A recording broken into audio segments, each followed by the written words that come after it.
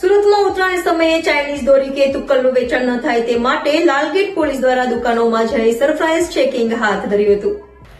ઉત્તરાયણ પર્વને હવે ગણતરીના દિવસો બાકી છે ત્યારે પતંગ બજારો પણ પતંગ દોરાઓથી ધમધમી રહ્યા છે તો પ્રતિબંધિત ચાઇનીઝ દોરી કે તુક્કલનું પણ છુપી રીતે વેચાણ તો નથી થઈ રહ્યું ને તેને લઈને લાલગેટ પોલીસ દ્વારા પતંગ દોરાના વેપારીઓને ત્યાં સરપ્રાઇઝ ચેકિંગ હાથ ધરવામાં આવ્યું હતું। પોલીસ દ્વારા આશરે 40થી વધુ નાની મોટી દુકાનોમાં ચેકિંગ કરવામાં આવ્યું હતું। તે સાથે પોલીસ દ્વારા વેપારીઓને સાવચેત પણ કરવામાં આવ્યા હતા। આવનારા દિવસોમાં પણ ચેકિંગ દરમિયાન પ્રતિબંધિત ચાઇનીઝ દોરી કે તુક્કલ મળી આવશે તો તે પતંગ દોરીના વેપારી વિરુદ્ધ કડક કાર્યવાહી કરવામાં આવશે તેમ જણાવ્યું હતું। ઉલ્લેખનીય છે કે ચાઇનીઝ દોરીના કારણે રાજ્યમાં અનેક અકસ્માતની ઘટના સામે આવી છે તે ઉપરાંત તુક્કલના કારણે અનેક આગની ઘટના સામે આવી છે ત્યારે આ વર્ષે આ પ્રકારની દુર્ઘટના અટકે માટે સુરત પોલીસ એક્શન મોડમાં આવી છે।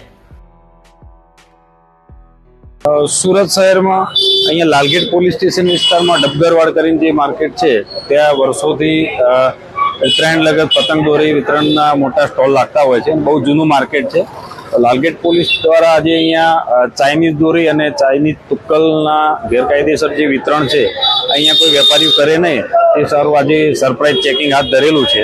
ત્યારે અહીંયા આશરે 40 થી 50 પતંગના સ્ટોલ લાગેલા છે અને આ સૌથી જૂનું માર્કેટ હોવાથી હજુ પણ નવા સ્ટોલ અહીંયા થશે અને કોઈ પણ વેપારી આ પ્રતિબંધિત જે દોરી અને તુક્કલ છે વિતરણ ના કરે તે સારું આજે આ ચેકિંગ હાથ ધરવામાં આવેલું હતું। અત્યારે જે ઉત્તરાયણના 15 થી 100 દિવસ બાકી છે તો એડવાન્સમાં ચેકિંગની કામગીરી એટલા માટે કરવામાં આવી કોઈ તહેવાર પહેલા વિતરણ ના કરી દે અથવા તો આવા પ્રકારના કોઈ ગેરકાયદેસર સ્ટોક કરેલા હોય તો એ શોધી અને કાયદેસરની કાર્યવાહી કરી શકે।